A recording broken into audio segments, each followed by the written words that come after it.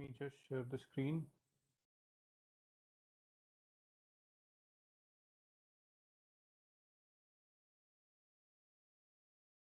I hope the application Paint is visible to everyone.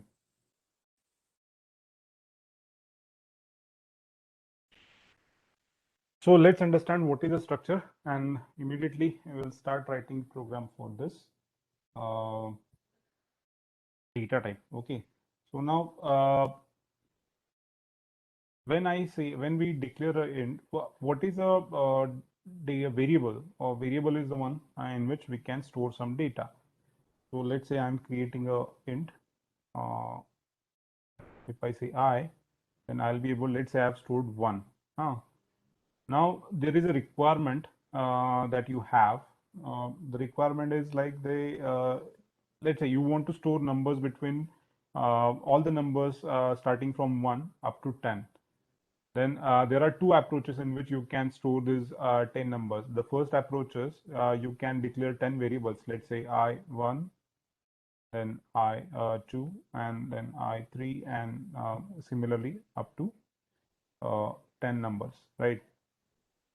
The second approach, which is the preferred one, is create an array with 10 storage locations, and then for each location store one number, and you will be able to store all the numbers inside it, right? So this is why we use array. So we can store multiple data of a similar type in a consecutive memory. So the first thing is, to store a value, I need a variable. If I have to store multiple values of a similar type, then array is the best solution. That I should create an array of that particular type. I can create a array of even size 100 if I want, and then I'll be able to store 100 numbers of a similar type. But here, what is the limitation with the array is, you can store only data of type int. Now, what if you have a requirement, a very different kind of a requirement? Now, let's say that you want to represent a point on a graph. Let's say these are the two scales on which we want to represent a particular data point. Let's say this is the scale 0, and we have 1, and then 2, and then 3. Similarly, on the y-axis, we have 1, 2, and 3 y-axis.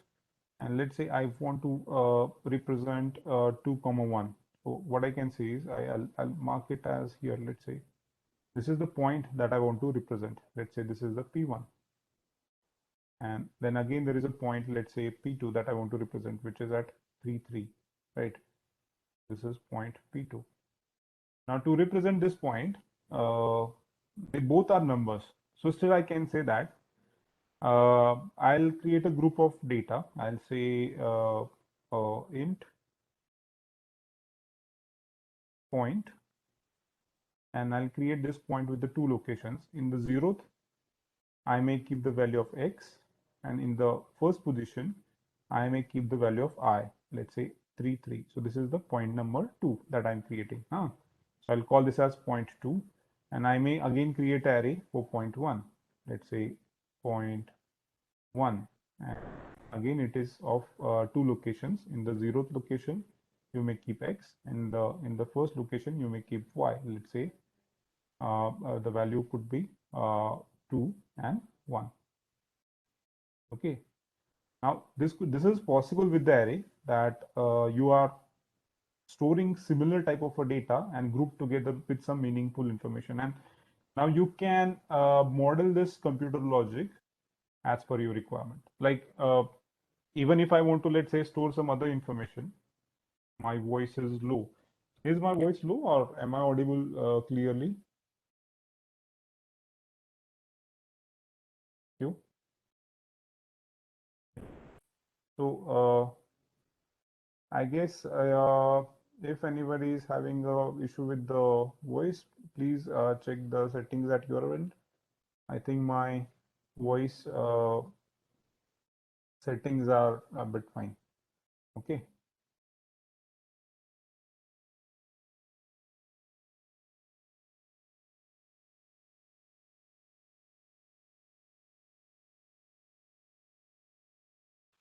Okay, thank you. Uh, now there is a different requirement. Let's say you have a very different requirement. Let me create a blank page, and let's say I want to store a very different information. Let's say I want to keep the entry about student. Hmm. And let's say I want to implement a program which can keep the students information. Then in this information, let's say I have a very basic requirement that if I call the student's information, I must get his roll number. So that is my first requirement. And I must get his name. This is my second requirement. Now, if we just check out this data, to store a number, I may need int, or I may even need unsigned integer. And to store a number, I may use character array, or even I may use string. So one of this is required to store name. But these two informations, like a roll number and a name, together will be representing a one information. That is, let's say there is a student whose roll number is 1 and name is, let's say, XYZ. So this 1 and XYZ together is forming one information, single unit. But both informations, like inside this single unit, the first information is of type int and the second information is of type character array. Now strings are also character array, so I can also call it as string or a character array, however we are comfortable in Vue.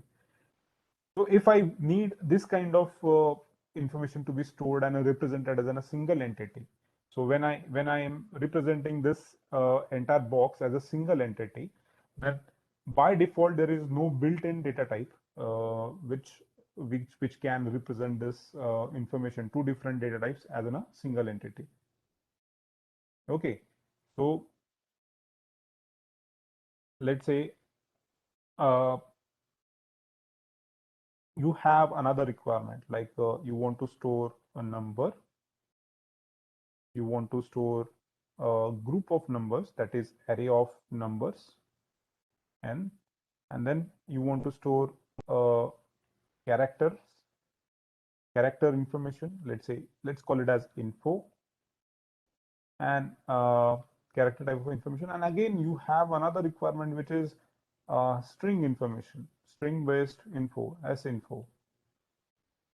Now these are all data types are quite different and their memory representation is different. And let's say together this all information together will be representing a single object. For example, I have in a book. So I may say that book will have a price, book will have name, and maybe the volume. So look at this single book. If you pick up any book from your bookshelf, this book will have these all three properties, or these three characteristics. Like properties is price of the book, the title of the book, volume. Maybe I can add author information, right? So you have this many multiple informations to represent a single unit, that is book, and then I can have multiple books with me, right? To represent this kind of information, as there is no built-in data type, C have provided a facility called as user-defined data type, and you can define the structure, or you can define this data type by using a facility provided by C. So we are going to call this book.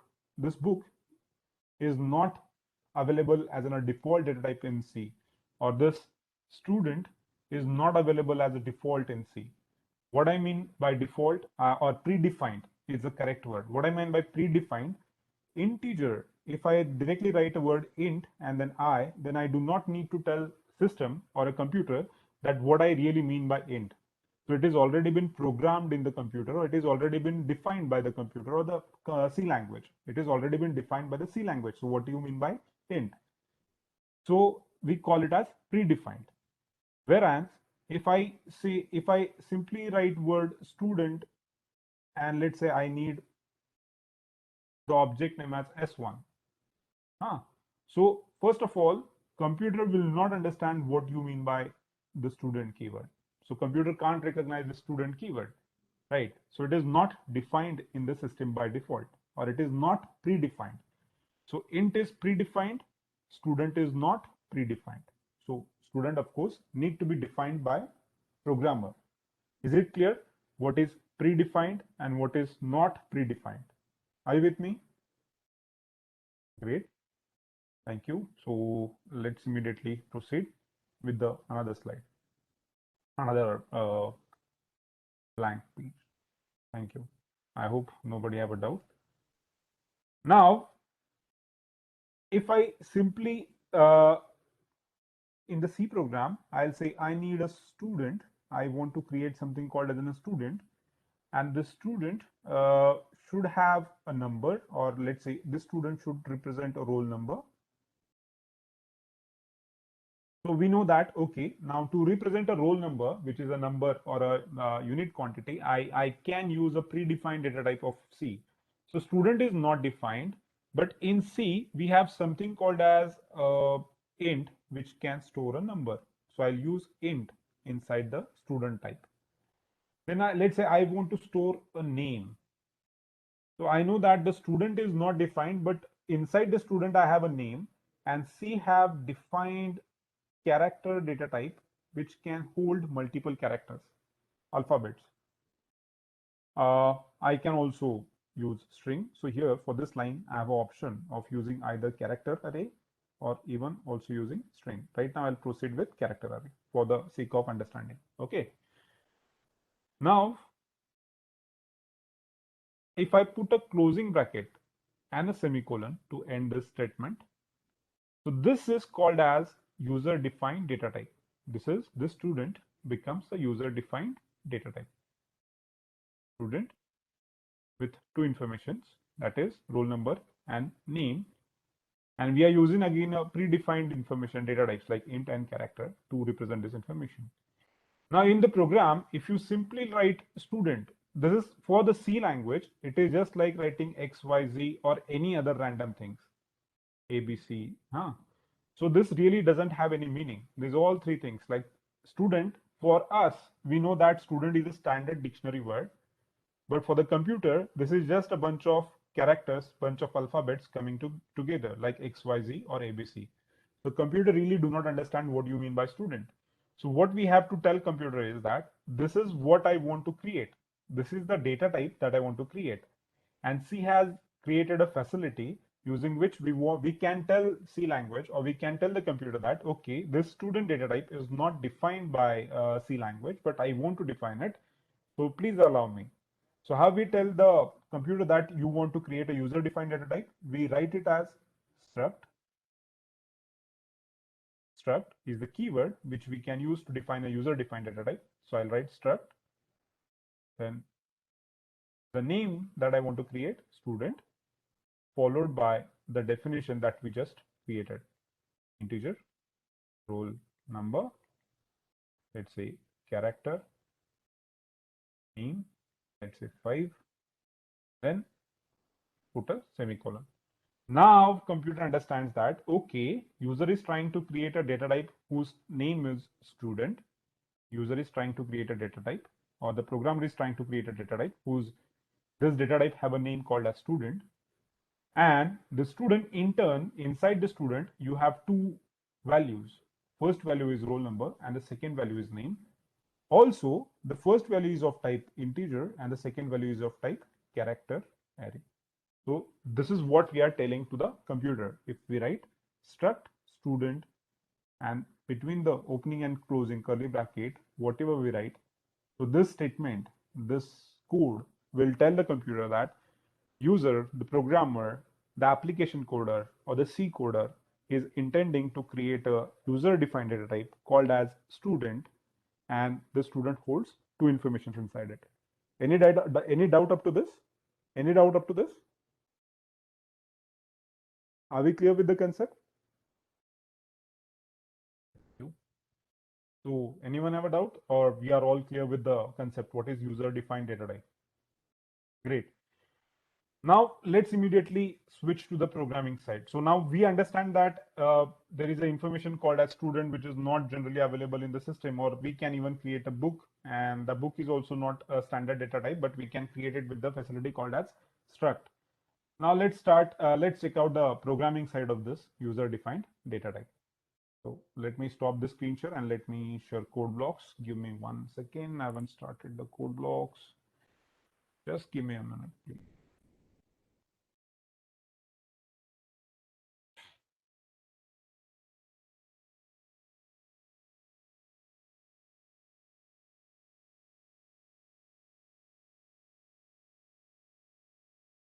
I hope the code block screen is visible. A blank project. Let me call it as student struct student struct.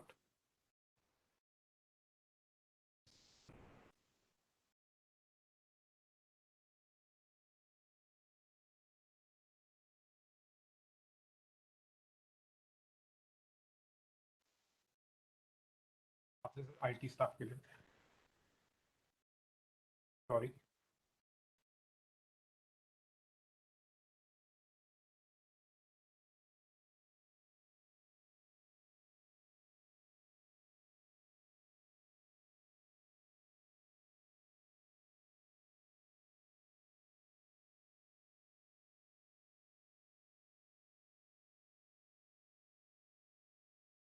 So let's create what we have just discussed. Struct student.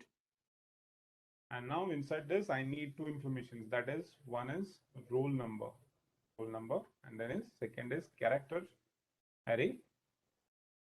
Let's say I need five. I want to store names with the file length of 5. Maybe 10 will be good enough length. So now the user defined data type is ready. Student is a user defined data type. Now the time is to try this user defined data type. Now we know that integer is a predefined data type, and I can create object of it by simply writing I and then initializing it. What about student? Let's try student s1 is equal to. Now what I want roll number, right? So s1 do have subfields inside it. So simply writing assignment is not going to help us. So we have to write s1 is the object that we have created. Now I can write s1 dot roll number with some value, s1 dot name, name with some value.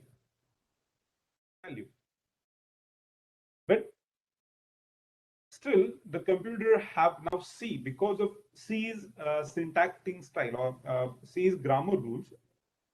We have to define this variable as struct student. Struct student. Okay. Now this is fine. Now let's try to read the values for this both variables from the keyboard. Now I'll write printf %d. Let's say s1 dot roll number. I'm printing the value of, sorry, I should read the values first before printing. Scanf ampersand dot scanf,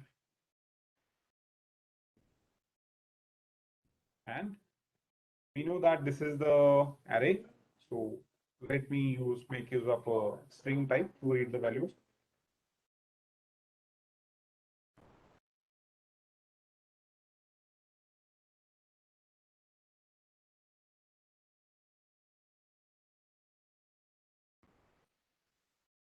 Sorry for that again. So let me use name. Okay. Now I can print these values by simply typing roll number and name. So whatever I've entered can be printed.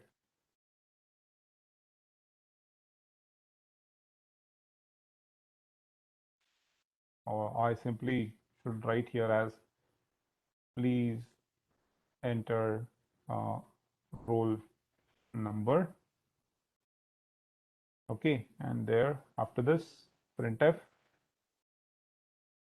Please enter name.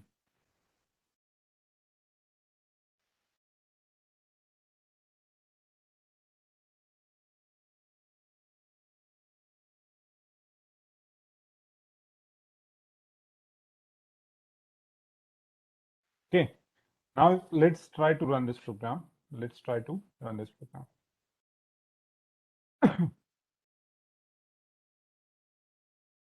Okay, I've made some mistake. %s name. So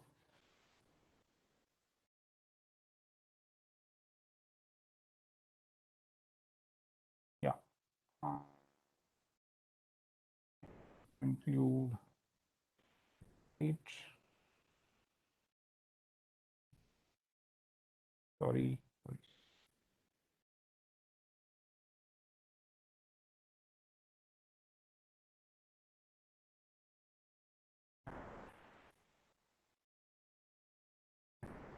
Your %s dot and here s1 dot name. You typing mistake. Yeah. Now if I run this, the program will ask me, please enter the roll number. Let's type 11 and then name IT. Okay. While printing, I have printed address. So here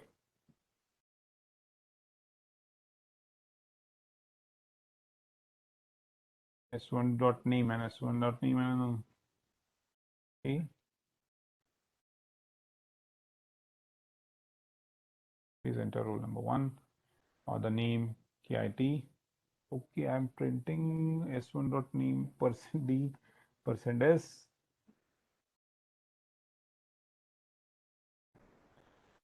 I hope I've corrected the error.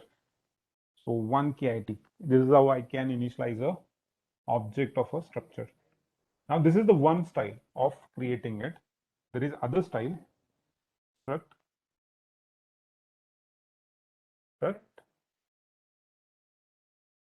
student s2. So I should write here 2 comma. Let's say first one is I'm creating KIT. Now I can print this new object. Print this new object.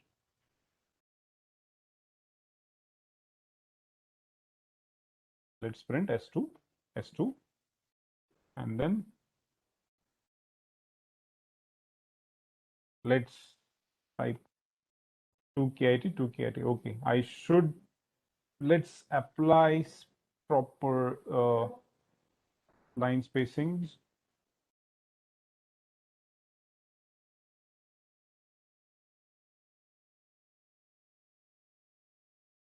Give me a minute.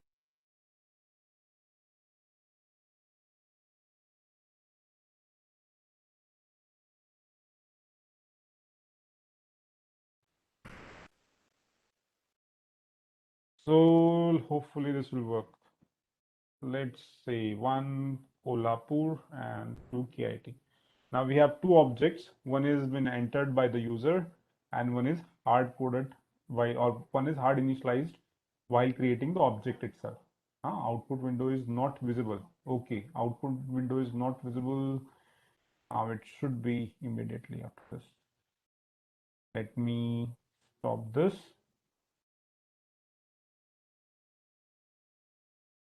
So now I'll enter the value, let's say 22, and let's say call it as Kolhapur. And now you can see that this is the input by the user up to here. And then this is the output. One is user defined values and or user the inputs which are taken from the keyboard by from the user, and one is hard coded values in the program, right? So this is how I can hard initialize the structure, and this is how I can take the input values for the structure. Now there is other way. So other way could be struct. Let's say I again say student, and let's say s3. So I can write here s3 3 comma let's say CSC comma s4 next object, and again I can write 4, let's say SYCSE. Okay, so now I am creating two objects use at a single line and defining each of this with the hard-coded values. The third object is created with the 3 CSE and the fourth object is created with the 4 SYCSE. Now if I copy this,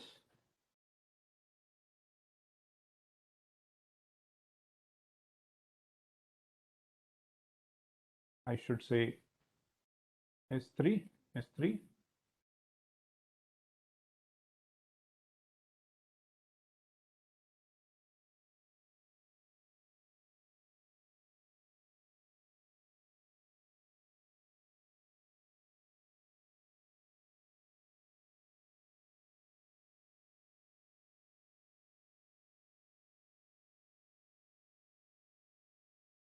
Okay, now we have one set of values which have been entered by the user, and then we have almost two objects which have been, or three objects which have been hard-coded.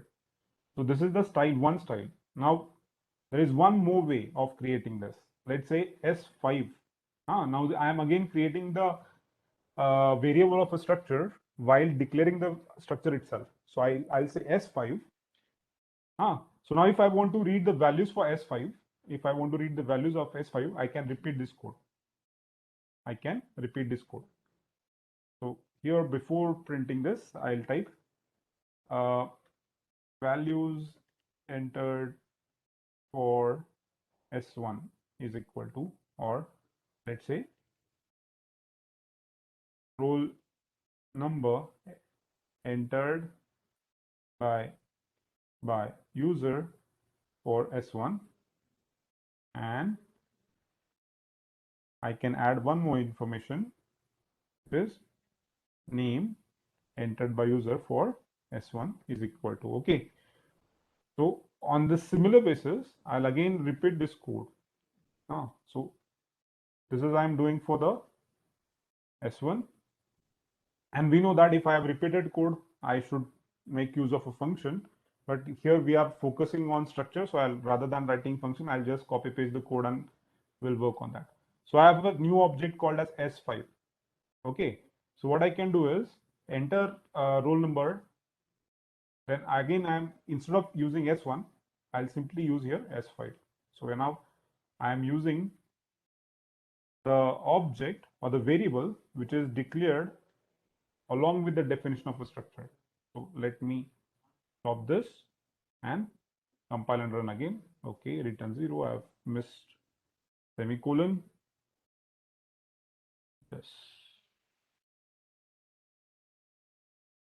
Please enter roll number, let's say 11, and please enter name, let's say KIT, oh, not KIT, let's say Kolhapur. Now roll number entered by user for S1 is 11, name entered by user for S1 is Kolhapur. Now again enter roll number. So here I'll type 33, and in the name let's type division C. Now you can see that for the object, sorry, I should have used here S5 in the printf. I guess I'm still using S1. So here I'm printing S5 object. So I should write S5. Okay. Now let's run. So let's say 11 and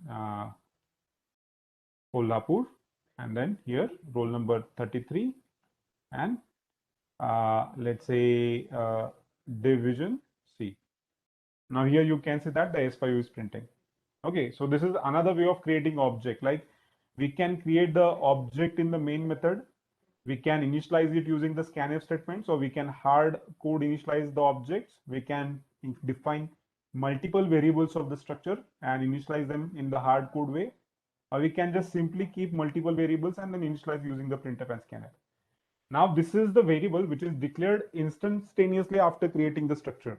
And the next part is you can create multiple variables here also, S6, and you can initialize here also. So if I write 11, then say 11 and let's say batch 1.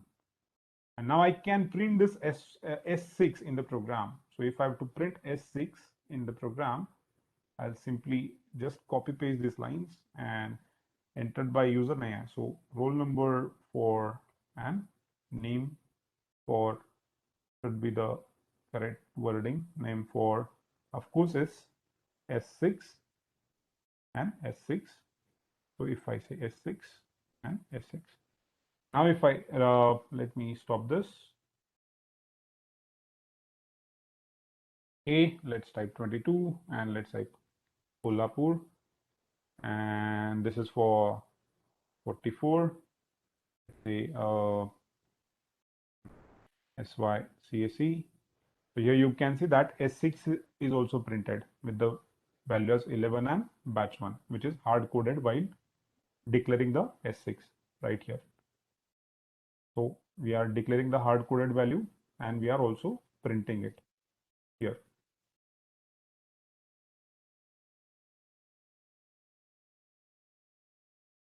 So the hard coded value printed. So this is how we can create variables of structure. So here, if I just write student, that will be a problem. So you may keep in mind that you have to write struct student s1. That's how we create a object of user-defined data type. Is there any doubt, or the concept of user-defined data type is clear? If anyone have a doubt, please put it in chat. Output window is not visible. Is the output window visible right now? Okay. Any line number 15, and okay, I have some suggestions from the student while writing. I've just started looking at the chat window. Thank you for giving me hints for resolving the errors. Fine. So you got this concept. Basics of structure. Are we very clear with the basics of structure?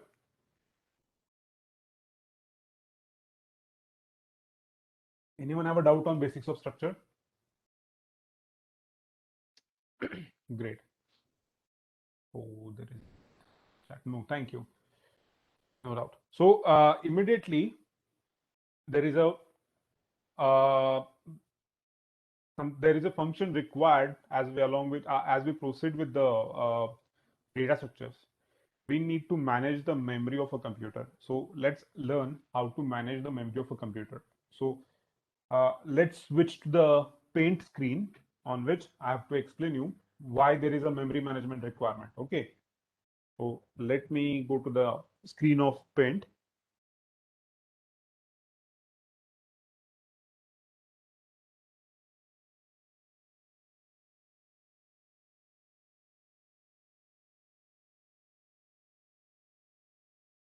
Is the paint screen visible? Yeah, I've shared the entire screen, so I'm sure that you people are able to see everything.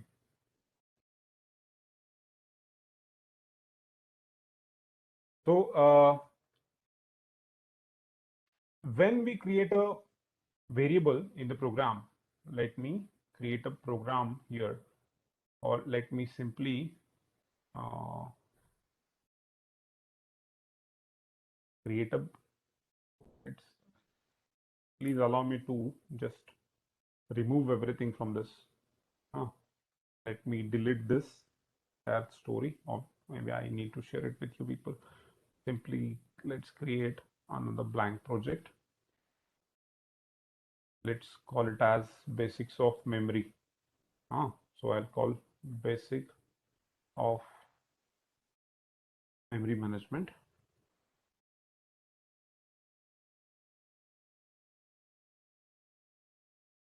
Okay, so we have a now if inside the main method, if I let's say create I, a variable, okay, and if I want to, let's say I know that there is a loop which is going to run infinitely. Okay, so let's focus about what will happen with this variable I, and then let's continue with the infinite loop. So as soon as we declare int I in the program, what will happen is in the computer's memory, a memory block will be initialized. And this block says that I have a storage for storing an integer. So In fact, this is, let's say a computer is using 2 bytes. Actually, this is a 64-bit computer. So I'm right now using 4 bytes. Let's assume that we are using 2 bytes. So 2 bytes are reserved by the computer to store one value of I. Fine. Now let's say I ask you, there is a problem statement. The problem statement is uh, create a create a program to keep data of visitors. Data of visitors. So this is my problem statement. What data I want? I want the data of data for visitor should be name and then his number. So these are the two informations that I want to store for the visitor. Okay. Maybe this is a problem statement by a temple, or maybe this is a problem statement by a institute, or maybe this is problem statement by hospital, or maybe this is the government office, or a bank, or any party wherein there are a lot of customers, consumers, people who are visiting, and that particular entity wants to keep the record of the visitors. So now, while writing the program, let's say if I give the statement like check the number is even or odd. Now in this case, you know that I need to take one input from the user and check whether that number is even or odd. So while defining the problem statement, while writing the problem statement itself, I know exactly how much memory my program needs, how much memory my program needs for the execution. But in this case, wherein I want to keep the record of visitors in a particular day, I do not have this information in advance that how much memory is required by this particular program. Let's say in day one, there are 100 people who visited the hospital. Let's talk about a hospital. Let's say in the day one, 100 people have visited. In the day two, only 50 people visited. In the day three, 300 people have visited the hospital. In the day four, only 25 people visited the hospital. Now, if you look at this particular information, if you, let's say you are monitoring this hospital and you're trying to guess how many people, mean and max value, how many people may visit a particular hospital in one day. Now, let's say after looking at this four values, can anybody tell me what is the how one can solve this particular problem? Can anyone tell me if okay, we can allocate heap memory? Atul is answering that. Okay, anyone else?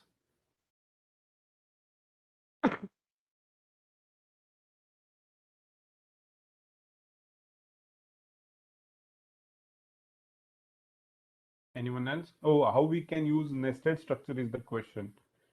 Okay. The question is by Jatin to everyone. Jatin, may I finish this concept and start with the nested? If it's okay, because I just touched the concept of memory. Shall we just finish? Okay, great. Thank you. So, can anyone answer me? What is this? How one can reserve the memory for this particular thing? Can anyone tell me?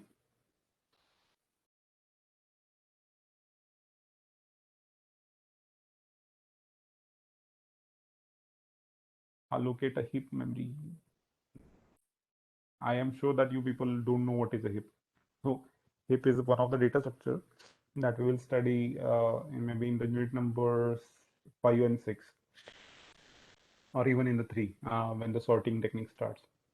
Okay. So the point here I want to raise here is let's create it.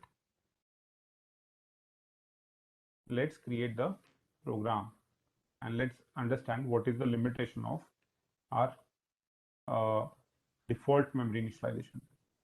Let's say I have struct student, and let's say integer role and name, character name.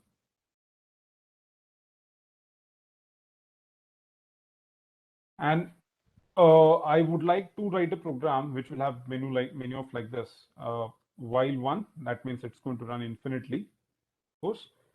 And the start of the menu, I'll say select option. And my first option is add student. Second option is display all students.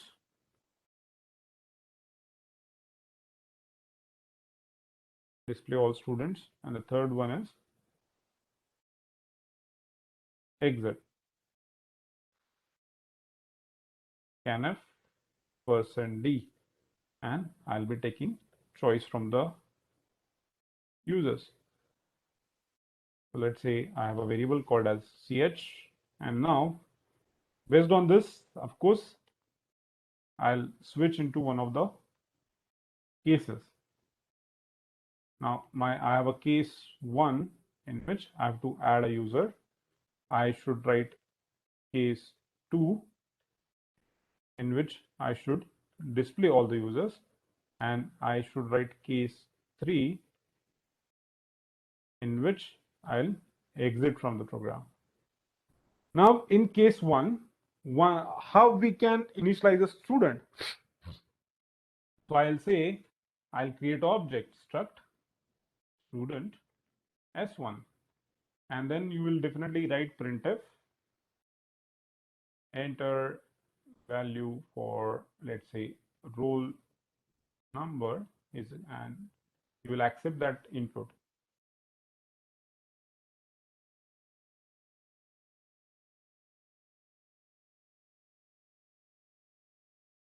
Using scanf statement. Now I can say %d, comma, ampersand s1 dot roll. So roll number is available in the structure.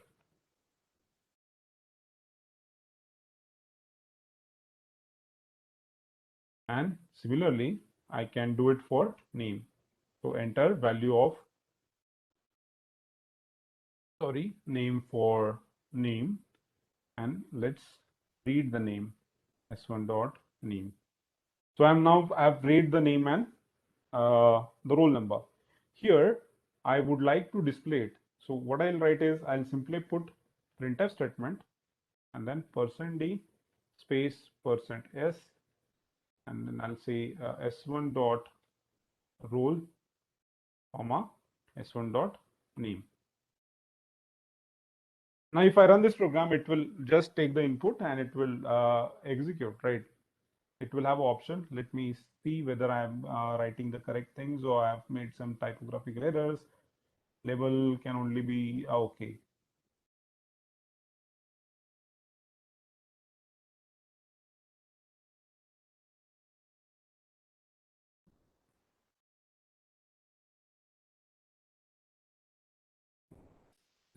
For this case 1 ch is the error.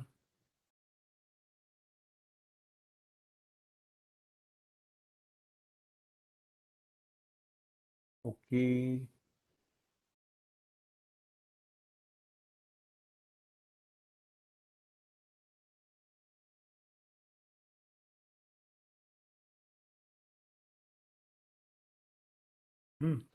Let me run this. Now it is taking a lot of. Now we have option select choice. I'll say I want to go with add, enter the value of roll number, let's say 1, and the name, let's say KIT. Now the program is in infinite loop, right? It is just taking the values and it will continue with this particular choice. Now what about taking the new input? This happened because of this string error. So what about reading the next value? So right now my program is capable of reading only one value, one student, and print that value of a student. What about the second option? Like if I select again the add student option, then the program have only one memory. So if I again use the same variable s1 to store the next add student values, then it will simply override the earlier stored values inside the s1. Like s1.roll will be overwritten by the new value, and s1.name will also be overwritten by the new value. If I come through the menu again, and if I enter inside the add student option for the third time, then again it will override the value which have been written for the second time while executing the program. So can anybody propose a simple solution for this? What will be the solution from your side? If I want to store multiple values for the student, how should I solve this particular problem? Can anyone tell me how to solve this?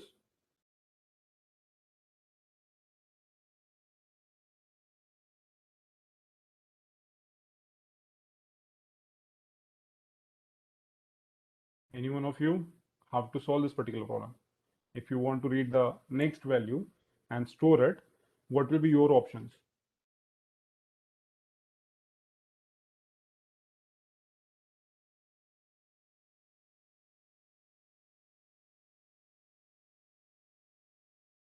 Sorry.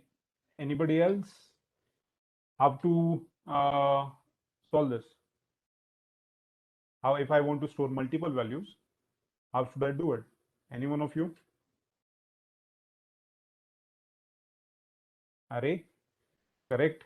So it is the Pranav. Pranav is telling me that I should use array. Now, if I declare array like this, array of 100, and now each time I should maintain an index, right? I should say integer index is equal to 0, and each time I create an object, I should say index plus plus. So after adding the object, I should say index plus plus, right? So what I can do is s1 is the array, so ampersand of s1, or simply here let's create struct student temp, and I can use temp here to initialize the temporary object temp, and then copy this initialized value in the array location s1 of index is equal to temp. This is what I'll do, and I'll increment the index plus plus. So it will now, this program is now capable of storing 100 numbers. Am I right? Now it will store 100 objects. And in there, while printing, what I can write is I can simply write for I is equal to 0, I is less than 100, I plus plus, and print all the 100 numbers.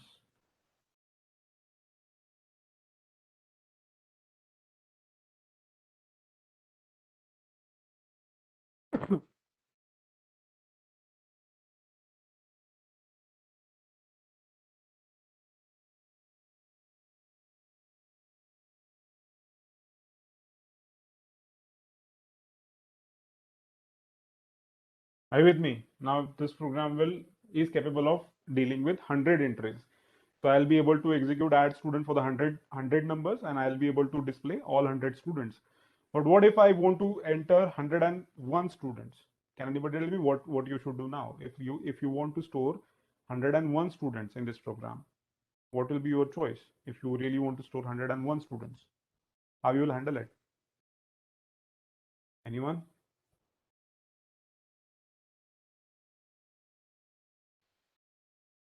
Anyone?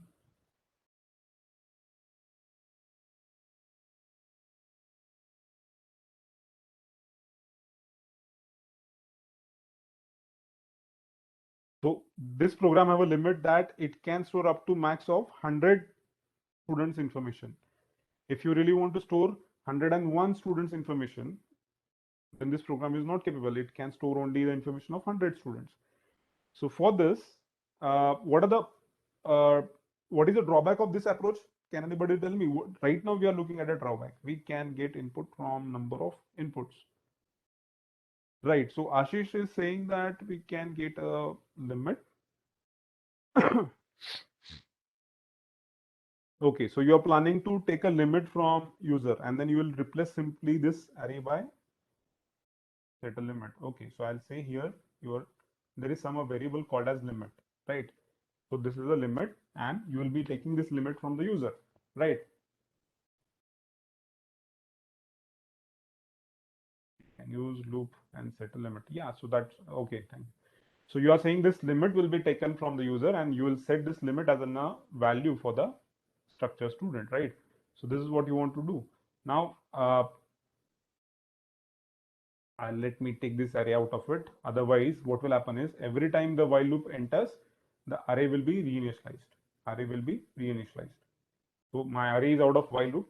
So only temp gets reinitialized every time the program starts, and you read the new values, and then the value is stored inside the index. That is how it is happening. Also, I should make sure that the index is out of while. Otherwise, the program will always, the index will always be reset to the 0. So these two values need to be declared outside of a while loop. I hope you understood why I'm taking the array out of a while and the index also out of a while. Otherwise, every time you enter inside a while, both values will get reset, right? So both values need to be defined outside of a while loop. Now, what is the drawback of this approach? Like using a index. So let's discuss what is the problem with this approach.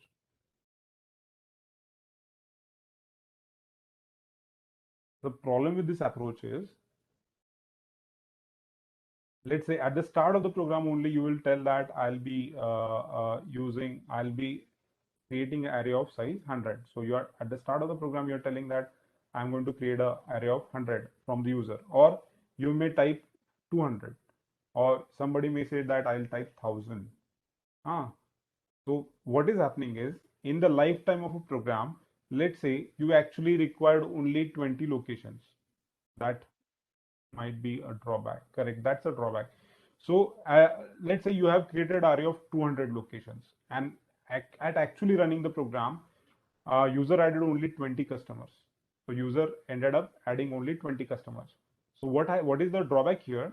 The drawback is, as you are taking the limit and initializing the array, the computer is investing 180 locations, storage locations, and these locations are not used. So this much memory is inefficiently utilized, or even we can call that this is the memory wastage. So we have 180 memory wastages in the program if user just used only 20 locations, right?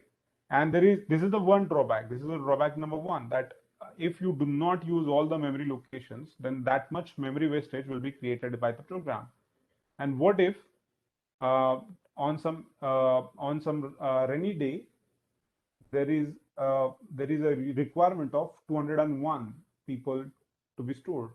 Now your array size, while running the program, you were expecting that maximum users will be 200, or the maximum students will be 200, but in actual day there is a requirement of 201 locations, and now this last location is you are not able to satisfy the 201 requirement because the array size is of 200. So this last student's record cannot be stored. So this is one case. What if actually you ended up having 211 visitors? What if you actually ended up having 250 visitors? So actually, you will not be able to store the record of this 11 or 50 students. This record will be, your program is not in the position to store this additional memory or additional requirement of memory.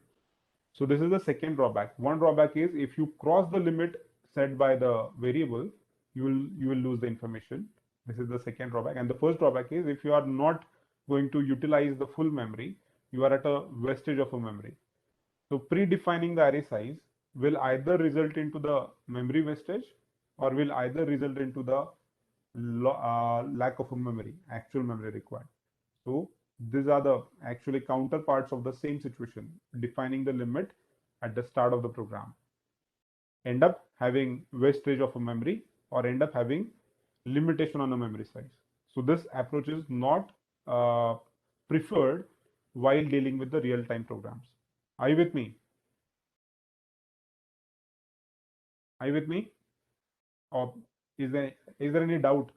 Is the concept really clear that if I create an array with the limit, somehow it will be a drawback for the program, right?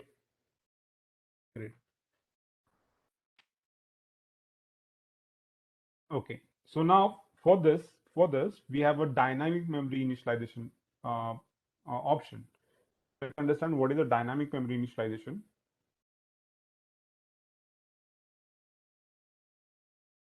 So let's understand the theory part and then write a small program for this. So let's say in the computer's memory, in reality, the computer's memory, let's say we have 1,000 locations in the computer's memory.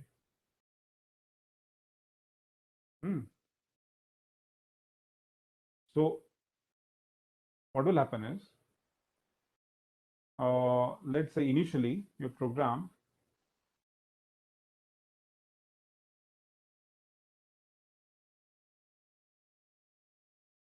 have int I. If your program defines int I, then your computer knows that I need to store 2 locations. So this will be taken by I, right? But there is a memory reservation possible inside the program. So let's say I'll loop something.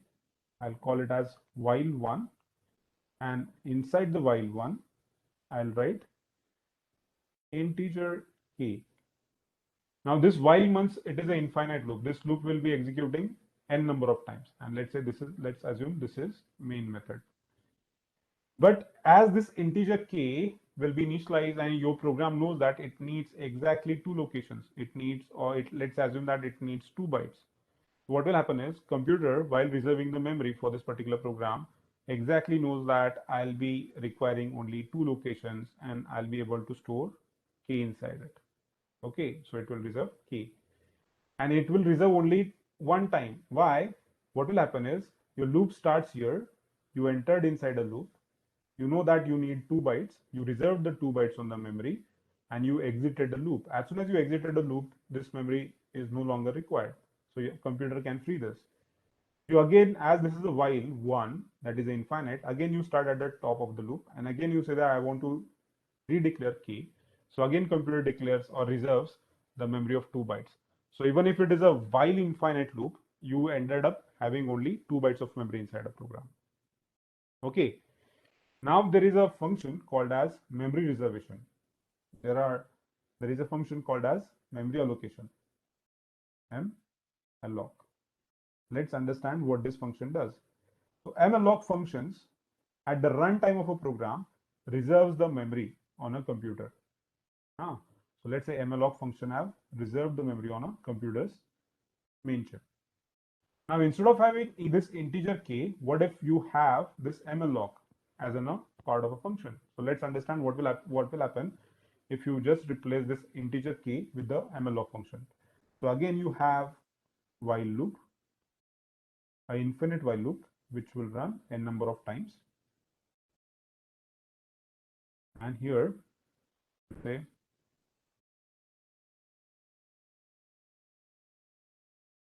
malloc, right? So earlier, in this case, we are having integer k inside the while loop. Here, we are having malloc inside the while loop. But because what is the difference in this integer k and malloc? This integer k memory is constant. It's not going to change. It doesn't matter how many times this program is going to run. The memory reserved by the computer will be only 2 bytes. But there is a memory reservation function called as malloc. What it does is it reserves the memory that you tell. So this malloc, if I pass 1 inside it, it's going to reserve 1 byte. If I call malloc like this, malloc 2, then it will reserve 2 bytes. So let's say I have called malloc with 2, or malloc with 1, either of it. Let's assume that I'm calling malloc function with the 1 byte, but I'm inside while loop, and unless and until we take a precaution of removing this allocated memory, computer will not remove the memory allocated by malloc. So malloc memory will pile on each time you call it, or it will just keep on reserving the memory unless and until the programmer takes care of releasing the memory. In the case of integer, as soon as you reach the closing curly bracket, the computer will take care of not allocating any fresh memory and removing the existing memory. So computer is taking care of this.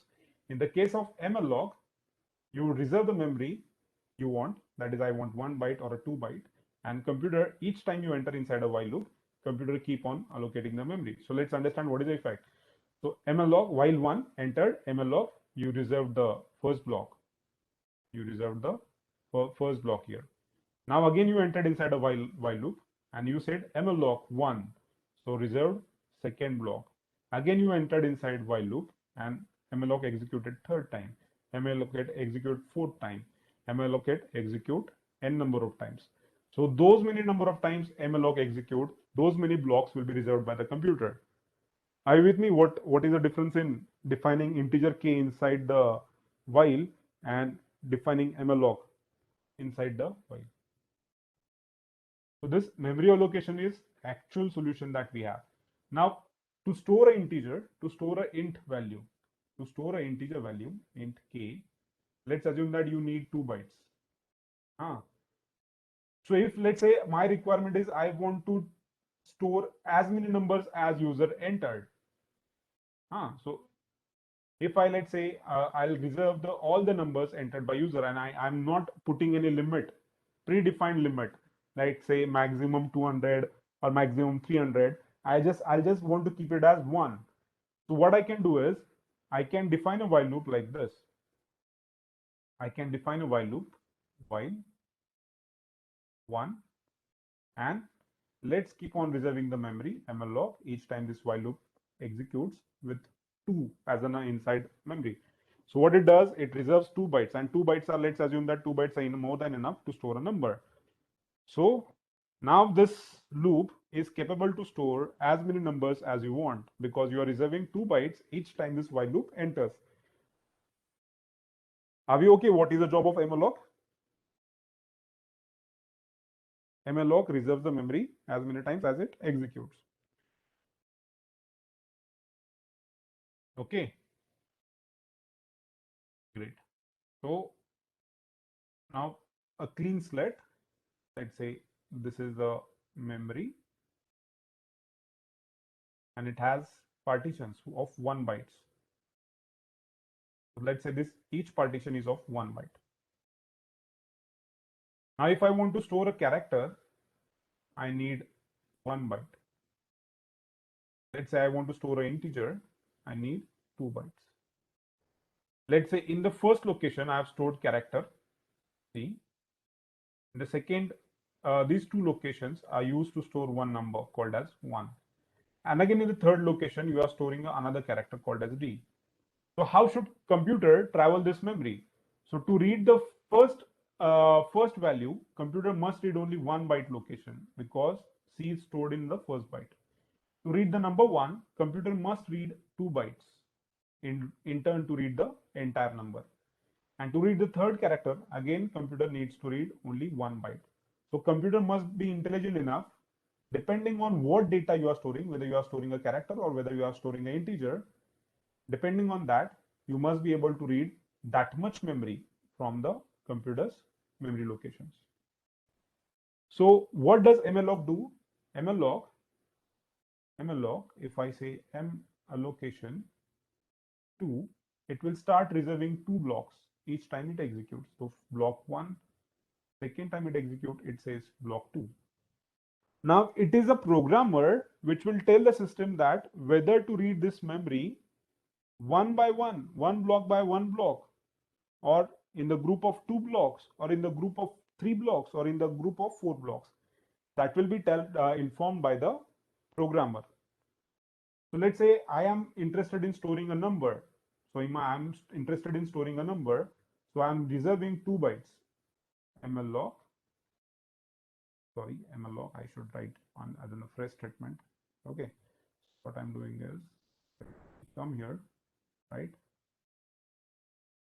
Mloc 2 bytes. Now we have to store this memory address. So when mloc executes, there is an address of this memory. Let's say 01000. Yes, anybody? Somebody was talking. So this mloc reserves the memory on the computer system and then returns the address. Now you need to store this address to access the memory, Okay, so there is a left hand side for this particular equation. So I guess it's 140. Okay, so in short, I'll write the syntax here. I am keeping the integer numbers, so I can do it like this and typecast here. So in the next session, we will understand what is the meaning of this all information, like how I'm working on a typecast. So let's stop for the current session. If anybody have a doubt, please ask me, else we will meet in the next session. So what if we have to read int, float, and char at the same time? Can we reverse separate bytes for each? Yes, we can do that. Yes, Jatin, we can do that.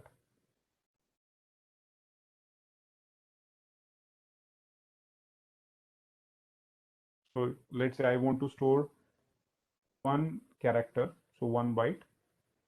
I want to store one number, so 2 bytes, assuming that a number is taking 2 bytes, and then float. Let's say float is taking 4 bytes, float.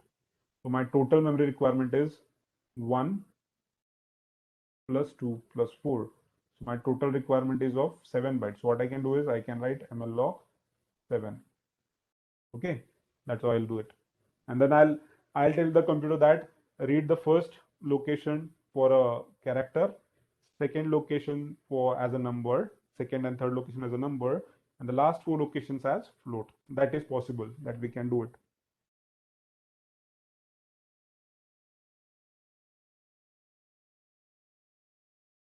Okay, so let's stop for the session. If anyone else have a doubt, please ask. Else, we will end the today's session here.